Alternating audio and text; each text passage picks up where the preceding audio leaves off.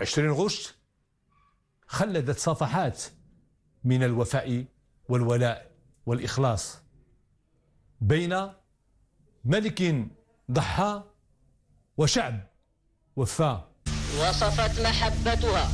أولى فصول هذه الحكاية بدأت بخطاب طنجة التاريخي في أبريل 47 900 وألف، الذي بعث من خلاله جلالة المغفور له الملك محمد الخامس طيب الله ثراه رسالة واضحة هزت أركان المستعمر، مفادها أن المغرب سيظل شعبا واحدا موحدا ولن يتنازل عن حقه المشروع في الحرية والاستقلال.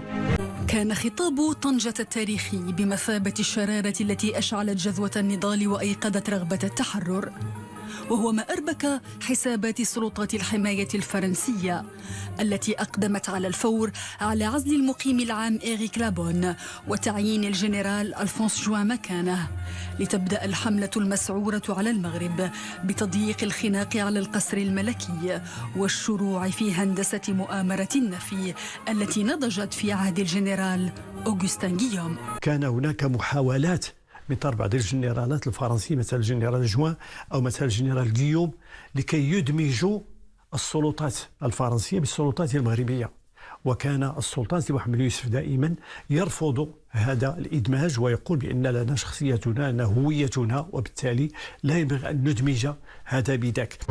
لم يدعن جلالة المغفور له محمد الخامس طيب الله ثراه لضغوط سلطات الحماية ولا مساوماتها، ومضى في دعم مواقف الحركة الوطنية، بل ودخل في تحدي مباشر مع المستعمر، حيث رفض التوقيع على الظهائر التي تصدر شكليا باسم الملك، ووقف سدا منيعا أمام سياسات الاحتلال الفرنسي.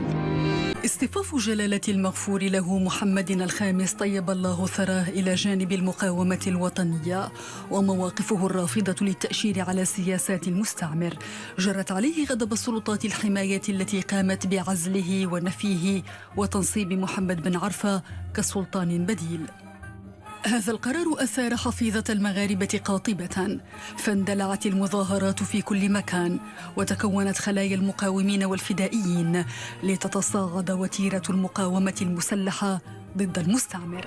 هناك الحركة الفدائية، وهذه الحركة هي التي تزامنت مع ثورة الملك والشعب، أي في 20 غشت 1953 بعد في بطل التحرير جلالة الملك محمد الخامس طيب الله ثراه. كان محمد الخامس مثالا لكل المغاربة، حصل على الإجماع من البوادي والمداشر والقرى، أصوات تتردد في المساجد والجوامع والزوايا وفي اللقاءات ديال رجال الحركة الوطنية، الكل أصبح همه الوحيد افتداء السلطان. اجتمعنا نحن طلبة مدارس محمد الخامس ومولاي يوسف، واتفقنا بالإجماع على اتباع الطريقة التي سلكها محمد الخامس بالتضحيات والفداء. كنا كنمشيو كنحاربوا دوك، كنخرج من الجامعة وكنحارب دوك الخشب ديال التليفون، الخشب ديال التليفون ديال السكة، كنشدو داك البروميل حشر وكنحزمو على داك الخشبة وكنشعلو فيها العافية وتنمشو تنهربو للجامعة. شكل نفي السلطان الشرعي للمغاربة نقطة تحول حاسمة في مسار الحركة الوطنية نحو الاستقلال، حيث بلغ الغضب الشعبي مداه، فتعددت محاولات المقاومين لاغتيال محمد بن عرفة، وجاءت عملية المجاهد البطل علال بن عبد الله التي كان لها الأثر البالغ في زيادة هجمات المقاومة ضد سلطات الحماية، كما انطلقت شرارة جيش التحرير من شمال المغرب لتعم سائر البلاد. الفدائيين في الدار البيضاء، الأحداث ديال واتزم، الأحداث ديال خنفرة، الأحداث ديال بوفكران، الأحداث من قبل ديال الهري، والأحداث ديال صاغرو، والأحداث ديال تشيرة، والأحداث ديال العرقوب، والأحداث ديال الكل. كنا على موعد مع التاريخ، حققنا الأمنية، وبفضل تضافر الجهود امتنع المغاربة عن أداء البيعة لدمية فرنسا، ما قبلوش لا بن عرفة ولا من غير بن عرفة. لم يكن له وجود عند الناس، لم تتعرف نهائيا، وهاجرت المساجد الصلاة حتى لا تصلي تحت اسم بن عرفة. وعندما قام الشهيد علال بن عبد الله بأعماله الجريئة طبعا كانت لنا مثالا في التضحية والفداء. حولت الحركة الوطنية ورجالها الفدائيون فترة حكم بن عرفة القصيرة إلى جحيم. وطيلة عامين صعدت المقاومة المسلحة عملياتها ضد سلطات الاستعمار وأعوانه. ففي 7 من نوفمبر عام 53 900 وألف فجر الفدائيون القطار الرابط بين الدار البيضاء والجزائر العاصمة، كما حولوا احتفالات المستعمر بأعياد الميلاد في العام نفسه إلى كابوس بتفجير السوق المركزي في الدار البيضاء. هي من العمليات الشجاعة والجريئة اللي قاموا بها الفدائيين، وكانت يعني الخسائر لا البشرية ولا في المعدات والعتاد، خسائر كبيرة. ومع بداية العام 54 900 وألف وصلت المقاومة المسلحة عملياتها الفدائية باستهداف باشا مراكش بأحد مساجد المدينة في 20 من فبراير.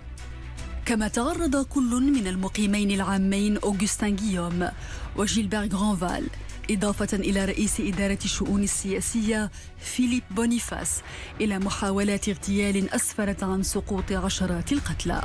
هناك منظمات متعددة، ومن بينها ومن جملتها اليد السوداء التي كنا نحن منها، التي زودتنا بالقنبلة وبحتى المسدسات التي شاركنا بها. هناك نساء يعني الحداوي وفطومة البلغمي إلى آخره الذين قاموا يعني بعمليات شراء السلاح بقيادة السيارة أيضا، كما هو شأن في عملية اغتيال فيليب بونيفاس اللي كان مكلفا بالشؤون السياسية، وهو العقل المدبر لنفي السلطان في اتجاه مدغشقر.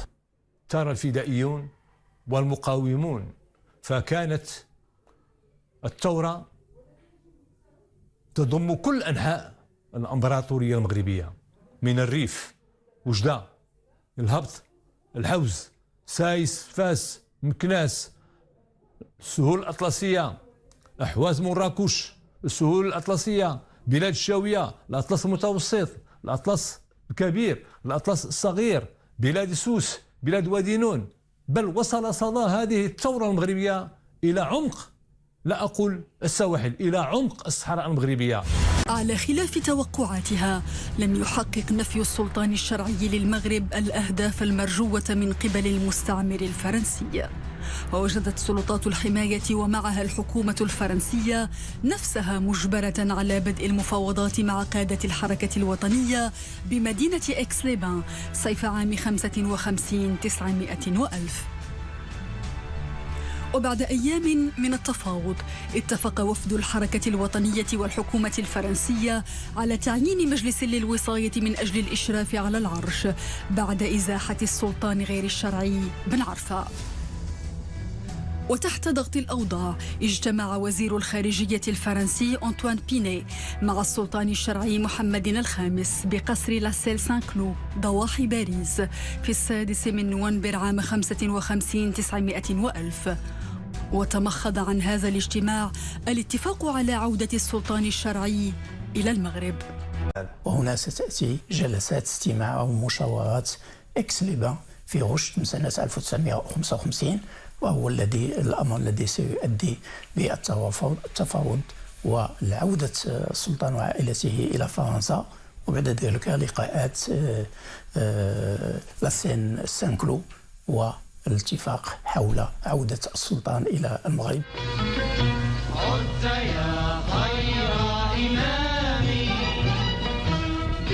وفي 16 من نوفمبر عام 55 900 وألف حطت الطائرة الملكية على أرض المغرب بمطار الرباط سلا. بعد يومين تم الإعلان عن انتهاء عهد الحماية وبزوغ فجر الاستقلال.